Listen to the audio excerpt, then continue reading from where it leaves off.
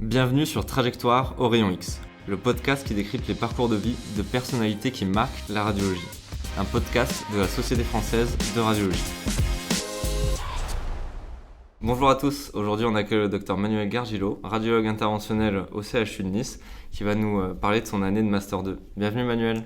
Merci. C'est un plaisir de te recevoir aujourd'hui. Si tu devais un peu nous raconter ton parcours comme une histoire, où est-ce que tu commencerais pour ton parcours médical ? Mon parcours médical, je le commencerai par le début. Moi, j'ai grandi en banlieue parisienne et j'ai fait mes études de médecine à mon externat à la Sorbonne, à Paris 6. Donc pour moi déjà c'était une victoire d'être à Paris même parce que je devais aller à Bobigny et j'étais très content d'être à Paris 6 et j'en garde des trop bons souvenirs de ces années d'externat. Et donc à la fin de l'externat, au concours de l'internat, j'ai choisi radio et je savais que je voulais aller dans le sud. J'ai pris assez intuitivement, je sais pas trop pourquoi en réalité, Nice. Et donc là ça fait 5 ans maintenant que je fais mon internat à Nice, que là je rentre en docteur junior. Pendant l'internat, j'ai fait une petite parenthèse parisienne, retour aux sources, à l'HEGP chez le professeur Sapoval à Pompidou.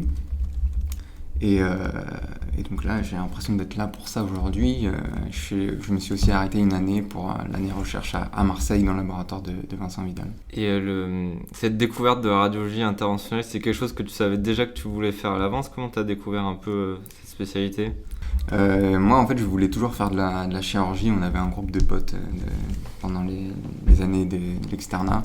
Et j'étais catégorisé chirurgien. Je m'arrangeais en stage pour qu'on me couvre, pour que j'aille faire des EDOP, parce que je ne vivais que pour ça. Et pour être honnête, moi j'étais un grand passionné. J'ai bossé devant l'externat, la P2, tout le monde dit, tout le monde fait la fête, machin. Non, moi j'ai travaillé du début à la fin, sauf qu'il n'y a pas de secret, je suis mieux que personne. J'ai complètement craqué la dernière année. Et je pense que je me suis posé les bonnes questions, mais des questions introspectives d'un vieux sage de 60 ans, du haut de mes 25 ans. Et je me suis demandé, mais en fait, il faut que je pense à un truc où je sois confortable dans ma vie, où j'ai le choix à n'importe quel âge si je craque ou trouver une échappatoire. Et donc je me suis intéressé à d'autres spécialités que les spécialités chirurgicales que je voulais faire. Et en fait j'ai repris toutes les spécialités et je les ai barrées une à une en fonction de ce qui me rebutait. Dès que j'avais une pensée qui me disait non, ça je peux pas, je barrais un aspect. Et à la fin il me restait quelques spécialités chirurgicales et la radiologie que j'avais pas réussi à barrer parce qu'en fait je connaissais pas du tout. Et donc j'appelle c'était un copain de mon frère qui a 1 an de plus que moi et il m'a dit une phrase, il m'a dit « Manuel, franchement, je vais te dire un truc, tu te souviens de toutes les galères de l'externat ?» Parce qu'on n'était pas dans la même fac, mais on savait de quoi on parlait. Il m'a dit « Toutes les galères de l'externat, en radio, c'est fini. T'as la belle vie, tu fais que de la médecine, 100% de ton temps, c'est de la réflexion, machin. » Et je me suis dit « Ok, bon, là, il y a une piste à creuser. » Et je suis très vite tombé sur la radiologie interventionnelle que je connaissais pas du tout parce que dans les collèges, les bouquins de médecine, on te dit qu'on fait une embolisation d'hémorragie de la délivrance, mais on te dit pas que c'est un radiologue qui le fait. Une thrombectomie, tu le sais très bien, ils te le disent pas que c'est un neuroradiologue interventionnel. Il y a un côté un peu caché et je trouve ça très dommage du radiologue interventionnel où on ne sait pas qu'il existe. Et moi j'ai eu la chance moi j'étais encore à Paris, donc juste après les résultats du concours. Je suis tombé sur notamment Éloi Varin à la Pitié-Salpêtrière qui m'a accueilli avec lui une semaine dans son service.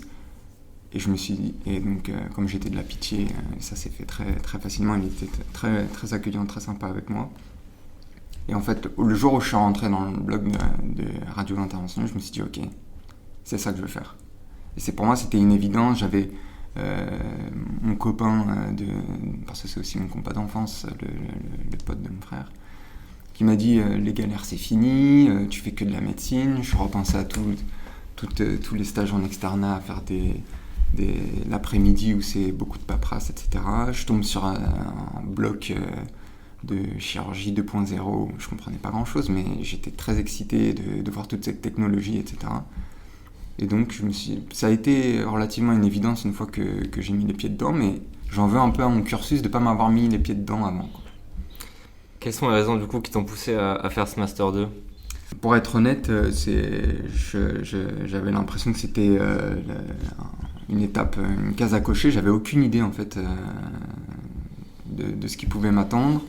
Je savais que j'aurais des cours à la fac, ça m'angoissait énormément parce que moi depuis le lycée je m'étais pas assis sur une chaise à écouter quelqu'un. Donc c'était vraiment... j'abuse un peu en disant que c'est angoissant, mais j'appréhendais vraiment beaucoup. Et je me suis dit, bon, ok, c'est une étape qu'il faut faire pour poursuivre. Moi, je veux faire de l'universitaire parce que j'adore la pédagogie, le symbole de l'académie, etc. Donc, pour moi, c'est un peu une voie que j'ai envie de suivre un peu naturellement. Mais donc voilà, il y avait le M2 entre moi et ça. Et donc, je me suis lancé sans trop savoir sur les conseils de mon maître à Nice, Patrick Chevalier. Voilà, je savais pas trop. Pourquoi avoir du coup choisi spécifiquement ce laboratoire de Master 2 qui en plus n'est pas dans ta ville, on va dire, de formation initiale? Est-ce que tu peux nous dire un peu plus sur les éléments qui ont pesé, on va dire, dans la balance pour faire ce choix-là et présenter un peu cette structure? Eh ben, j'ai suivi les conseils du professeur Chevalier qui est très ami avec le professeur Vincent Vidal. Il me disait que c'est un laboratoire de radiologie interventionnelle, donc tout de suite j'ai baissé mon niveau d'appréhension. Je me disais, bon, ok, finalement cette année-là je vais faire un truc que je connais, qui me plaît, qui va me servir. Et en fait, à chaque fois que je découvrais un peu plus le labo de radiologie interventionnelle, donc le LIE, le laboratoire à Marseille, à chaque fois que je les découvrais plus, ça me réconfortait et je me disais, bon, en fait, ça va être génial cette année. C'était quoi un peu ton vécu un peu en détail de ce Master 2 au niveau, comme tu as parlé un peu des cours que tu appréhendais initialement, quelle était la réalité, un peu le rythme de cette année avec les différents intervenants qui sont d'autres sphères hors radiologie? Honnêtement, je l'ai très bien vécu, beaucoup mieux vécu que je pouvais imaginer. En fait, je me suis complètement prêté au jeu. En fait, les cours, ça se décomposait en des cours qui sont très scientifiques, mais de choses qui ne nous concernent pas trop, c'est-à-dire le diagnostic in vitro, la culture cellulaire, donc c'est un peu éloigné de la radiologie, même si ça reste très médical. Mais en fait, je me suis complètement prêté au jeu. Les intervenants, ils transmettent un peu leur engouement, donc c'est très facile de s'accrocher. Et en fait, sur le plan intellectuel, c'était voilà, un bon exercice pour ce qui est de ces cours fondamentaux. Et en plus de ça, c'est parsemé de choses aussi très concrètes. Il y a des visites industrielles, il y a le CESU de niveau B, donc c'est le diplôme d'expérimentation animale, de conception en expérimentation animale. Donc c'est des choses que le mois d'après, je pouvais mettre en pratique pour mes expérimentations personnelles au laboratoire. Donc il y a aussi des cours de communication, de management, d'anglais. Donc c'est un peu une année découverte où si on a l'esprit un tout petit peu ouvert, du moins réceptif, c'est très intéressant. Et rétrospectivement, je me dis, mais pourquoi avoir appréhendé ça? C'était une très belle expérience. Et au niveau de cet environnement de travail, dans ce Master 2, quelles étaient, on va dire, les différentes spécialités que tu as rencontrées, auxquelles tu as évolué? Quelle était un peu la cible de ce Master 2, les étudiants qui évoluaient avec toi? Est-ce qu'il y avait aussi d'autres radiologues? Moi, j'ai eu la chance de faire cette année avec Cécile Diarocco, donc une interne, une année, je crois, plus jeune que moi, une interne de Marseille. Donc, en fait, pendant les cours, c'était très agréable d'avoir un point de repère. Il y avait aussi Clotilde Dumas, donc c'était un chirurgien digestif, une interne en chirurgie digestive à Marseille également. Donc très vite, on s'est regroupés tous les trois, même si on était très en contact aussi avec les autres Master 2, mais c'était bien d'avoir des points d'ancrage parce qu'on partageait souvent le même ressenti. Quel était ton quotidien un peu lors de cette année de Master 2? Comment ça se passe, on va dire, la vie d'un Master 2, que ça soit sur le plan professionnel, mais aussi personnel? Et c'est un autre rythme que l'hôpital. Je pense que ça, c'est l'idée qui me vient tout de suite à l'esprit, c'est que c'est un changement tellement grand que c'est une expérience en elle-même. Je dis pas que c'est les vacances, mais c'est un autre rythme. C'est un rythme, je pense, qui est plus humain. Quand on rentre chez soi, on n'a pas toutes ces préoccupations qu'on a quand on rentre de l'hôpital, que ce soit professionnel ou personnel. Au niveau des affects de ce qu'on a vu de la journée, donc ça a fait aussi du bien de se reposer de ça. Sur le plan, disons, logistique, moi je faisais des allers-retours entre Nice et Marseille, donc ça aussi c'était très agréable parce qu'en fait on court plus contre le temps, donc j'étais dans la voiture, j'écoutais des podcasts pour faire le trajet entre Nice et Marseille, et franchement le fait de ne pas être aussi fatigué aussi qu'on est pendant qu'on est à l'hôpital, où on voit les choses différemment, on a le temps de faire du sport. Là on fait du sport avec les gens de l'équipe du laboratoire, on retrouve des plaisirs qu'on avait peut-être mis de côté pendant plusieurs années. Ouais. Est-ce qu'il y a eu des choses qui ont été difficiles à vivre dans ce Master 2 pour toi? Et paradoxalement, il y a aussi la distance. Je pense qu'on arrive en fin d'internat à un âge aussi où on a envie de se poser. Moi, j'ai bougé 93, Paris, Nice, Paris, Nice, Marseille. Donc, je pense qu'il y a un moment où on a envie de se dire, bon, j'aimerais bien me poser et plus avoir à déménager ou à penser au prochain déménagement, trouver un appart, etc. Ça, c'est le seul point. Mais après, moi, j'avais de la chance, j'étais à Nice, donc c'était juste à côté. Rétrospectivement, c'est pas une grosse charge mentale non plus d'avoir fait ces allers-retours.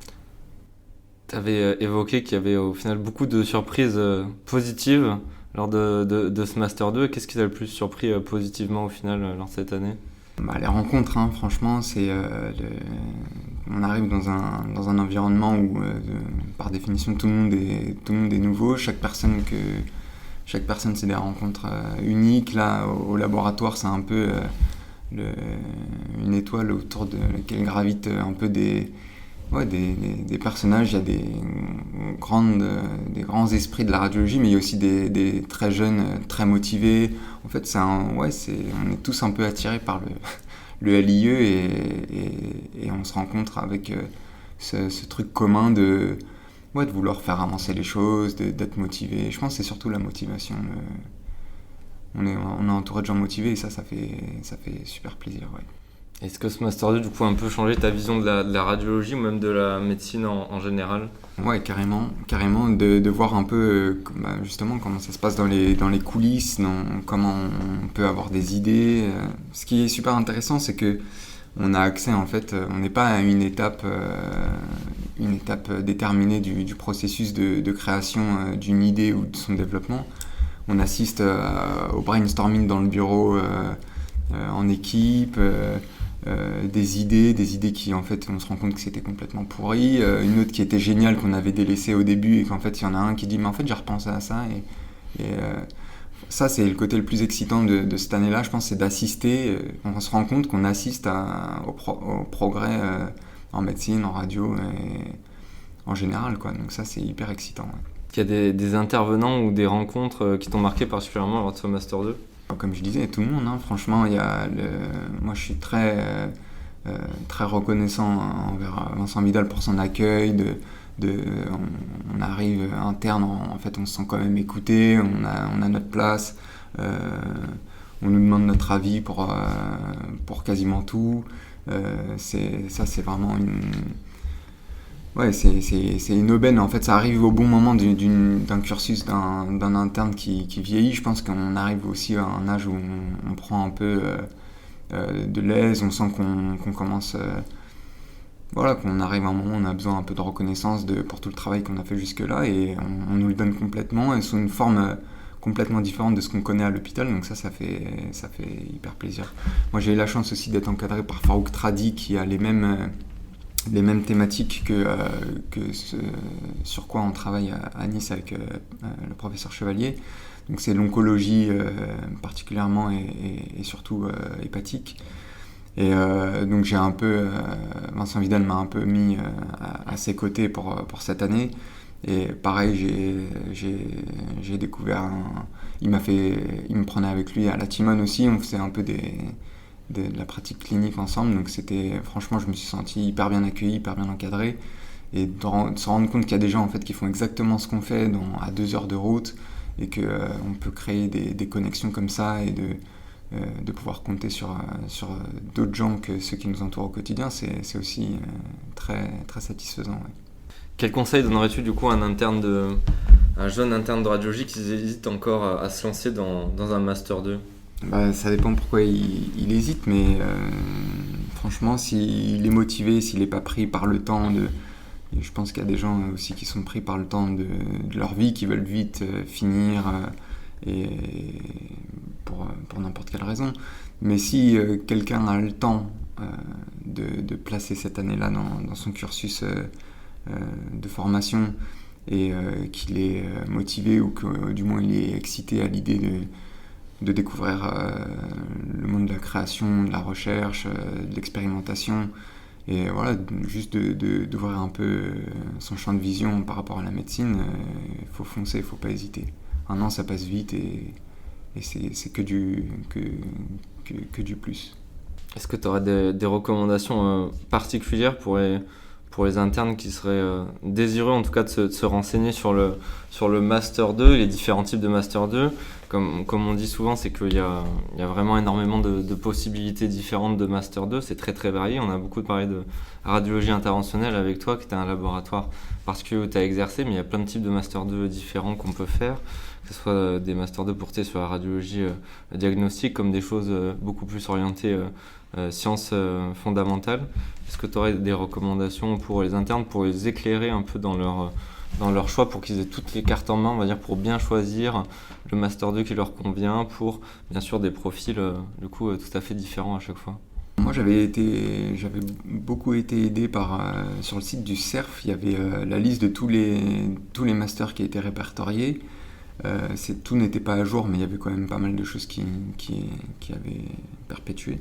Mais ça m'avait beaucoup aidé. En fait, je me suis très vite rendu compte que il y avait des trucs d'IA, il y avait des masters de choses vraiment très, très appliquées d'oncologie, de choses beaucoup plus appliquées.